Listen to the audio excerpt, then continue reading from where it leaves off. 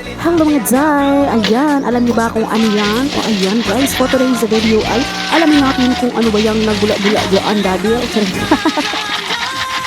Helin Arte de Vlog, saya'y walang hanggan. Core vibes lang palagi sa bawat tahanan. Kwento ng buhay na totoo at wagas. Ngiping hatid niya'y di kumukupas. Isang nanay na madiskarte sa buhay. Sa hirap at ginhawa di sumusukong tunay. Tindera ng merienda, araw-araw kayod para sa pamilya. Hello guys! Welcome back na po sa YouTube channel. Ako na po din si Marilyn Archaga, ang inyong higala. So guys, for today's video ay ayan na. Alam niyo ba kung ano itong ginagawa ko mga people? Ay naghugas ako no. So yun guys, alam niyo ba kung ano yung hinuhugasan ko? O diba? So ngayon, alamin natin kung ano ba ito. So ayun guys, ito po ay isang native shell. So native shell, pero sa Bisaya ang tawag namin dito ay SOSO. O diba? SOSO lang po mga people. Ayan, isulat yung SOSO. Tapos basahin nyo kasi hindi ko pwedeng i-mention dito baka mapalo tayo ni Lolo no. So nung doon sa blow up ay na-mention ko yan siya. Ay pinalo ako ni Lolo ng todo-todo kaya ngayon ay hindi natin i-mention. So yun guys, ito ay isang native shell. Hinuhugasan ko siya mga people. So ganyan ako maghugas guys. Ayan, nilagyan ko ng sabon para mawala ang mga dumi-dumi.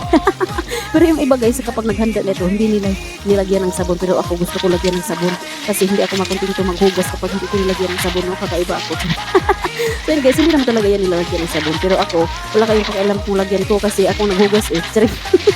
So yan guys, yan ang ating ihanda ngayon. Yan ang ating uulamin sa buong araw kasi ang dami kaya nito mga people. Sobrang dami. Kinuha namin yan guys last day. So naka-standby yan siya ng isang gabi at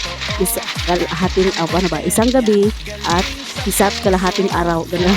So in-standby ko yan guys sa Cebuano pa among ginaming para lumabas yung mga may mga dumi-dumi sa kanyang ilalim o diba para mailabas niya. Ito na. So yun guys, so ngayon ay hinuhugasan ko siya ng hinuhugasan hanggang sa magiging malinaw na ang tubig mga people kasi parang o diba maitim ang tubig kasi dahil sa kanyang shell. Oo, kasi yung mga shell niya guys na nakatira kasi siya sa mga medyo maputik-putik kaya ganyan ang kanyang hitsura kaya kailangan natin hugasan ng todo-todo. Ayan, tapos natin hugasan. After ng paghugas-hugas ay atin na naman siyang putulan. Yes mga people, it's time to putol-putol. O puputulan natin ang kanyang ayang sa dulo para masipsip naman yan siya. Makikita nyo guys kung paano yan siya kakainin. Ay hindi ko maipakita sa inyo guys hanggang sa pagluto lang ako. Hindi ko na-capture, hindi ko na-videohan kung paano ko ito kinain. Pero may mga video ako guys, ayan, kung gusto nyo ilagay ko sa description para makita nyo kung paano yan siya kakainin. Pero kadalasan naman alam nyo yan, alam nyo na kung paano yan kinakain, di ba? So yan guys, let's continue watching sa ating paghanda dito sa ating native shell. So'y laging galak hanggang sa susunod na vlog ulit. Good vibes lang, smile ulit.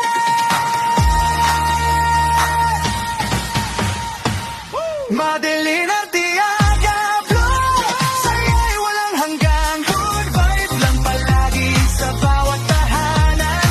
Kwento ng buhay na totoo at wagas. Ngiting hatid niya'y di kumukupas. Madeline Arteaga Vlog, tara na sumabay.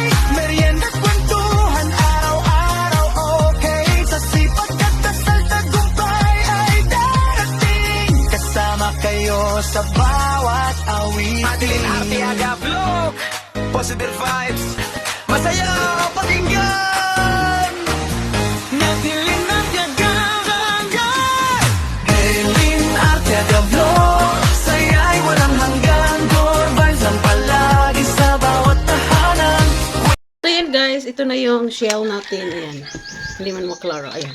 Ayan na po ang ating shell. Nahugasan ko na rin siya. At tapos na nating putulan. Ayan o. Maiksi na yung buntot niya. Ayan. Tapos na nating putulan. So ngayon ay ihanda naman natin ang ating gata. Yes, ang puting gata ni Sir Papa D. Ayan guys. So let's do it. Ayan guys, inihanda natin ang ating niyog dahil ang gagawin natin sa ating shell ay gataan po siya guys. So ayan, ito ang the best na luto nito, ang gata. Diba pwede rin siyang lutuin, pwede siyang gisahin, pwede rin siyang isabaw. Pero ang pinaka-the best po na luto nito ay lagyan po ng gata. Yes, mga people, it's so very yummy kapag gata po natin niluluto. So ayan guys, ngayon ay nagkudkud na si Inday Dadel. Bewara Inday Dadel, mano-mano po ang aming ano guys, ganyan, di ba? Yung iba hindi na gumagamit nito pero kami ay gamit na gamit ito, people. Madeline Arteaga Vlog, positive vibes, masaya pakinggan. Madeline Arteaga, Madeline Arteaga Vlog, saya'y walang hanggan. Core vibes ang palagi sa bawat tahanan. Kwento ng buhay na totoo at wagas, hindi hatid na hindi kumukupas. Isang nanay na madiskarte sa buhay, sa hirap pag ginhawa di sumusukong tunay. Tindera ng merienda, araw-araw kayod, para sa pamilya pagod, ay di alintan at takot. Sa umaga pa lang, nakaredy na agad, lutong may pagmamahal ng puhunan sa lahat. Simpleng buhay pero puso'y masaya, positive vibes ang dalhin niya. Sa bawat tawa at kwento sa video, ramdam mo ang saya kahit nasa malayo. Pagmamahal sa Diyos ang gabay niya, kaya biyaya'y tuloy-tuloy lang talaga. Madeline Arteaga Vlog, saya'y walang hanggan. Good vibes lang palagi sa bawat tahanan. Kwentong ang buhay na totoo at wag. Habang naghanda tayo sa ating gata mga people, ay nagpakulo din ako ng tubig para malapwaan o para mapakuluan natin ang ating shell. So ayan, dahil tapos na tayo sa ating paghanda sa ating gata, dito na tayo sa pagpakulo. So ayan guys, dahil kumulo na siya, ayan. Kumulo na, so ilagay natin ang ating shell. Pakuluan muna natin siya para ang sibuano lapuan. Pakuluan natin bago natin lutuin. Ayan, kumulo na yan guys, ilagay natin ang shell.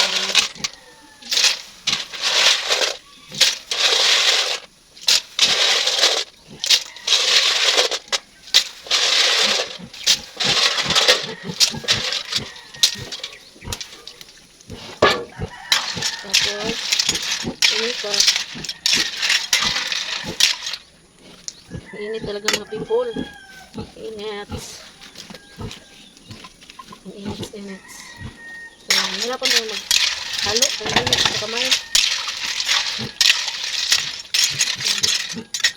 Pakuluan natin siya guys ng 10 minuto.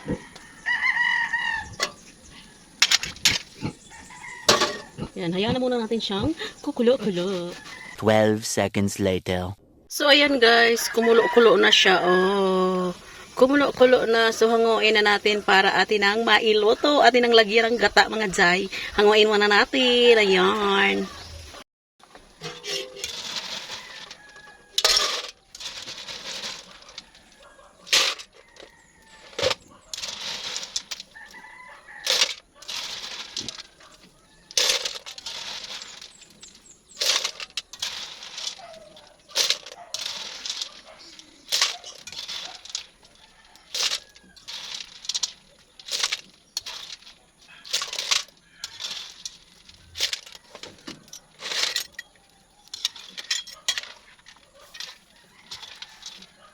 Init. Ayan guys. Tapon natin ang tubig. Tapos, maglagay na tayo ng mantika. Ang init talaga, oy. Yan ang maganda kapag nasa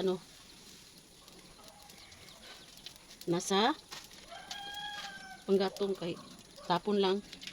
Oh, lagay tayo ng mantika. At igisa ang itong garlic ay patay, bungkag.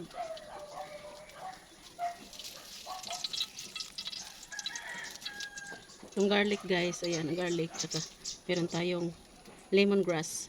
At turmeric, sana yun guys, dahon ng turmeric kasi wala na. Nawala na pala yung tanim naming turmeric. So ito na lang ang lemongrass. Ayan, so ilagay muna natin ang Garlic. Rice. Tapos ito.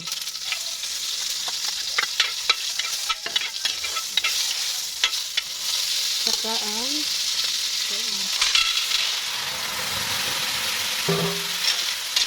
bango.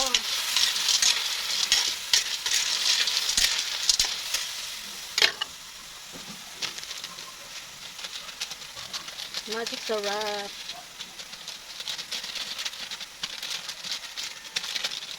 Yan guys, magic sarap. Kunti na lang laman. Tapos, asin.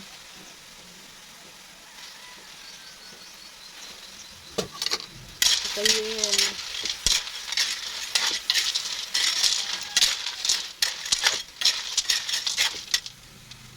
At, kunin na natin ang ating gata.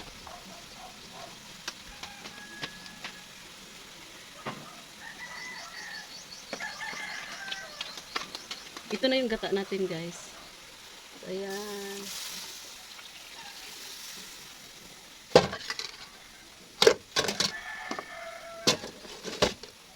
Ayan.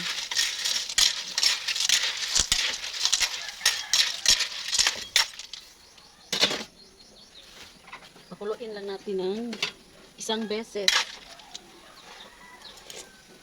Parat.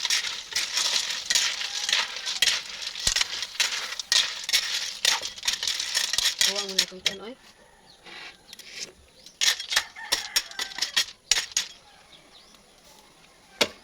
Ayan, after ng ilang minuto, hanguin natin yan. A few inches later.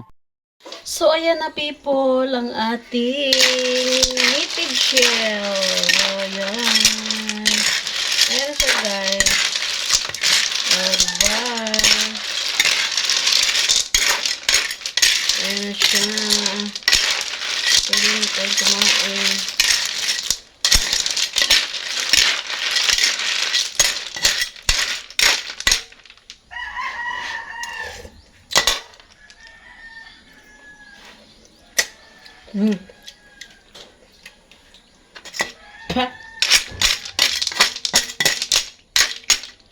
That's all for today's video and thank you for watching. Don't forget to like, subscribe, and click the bell button para ma-notify kayo sa mga susunod ko pang video. Bye-bye guys and God bless everyone! Bye mga guys! See you on my next video!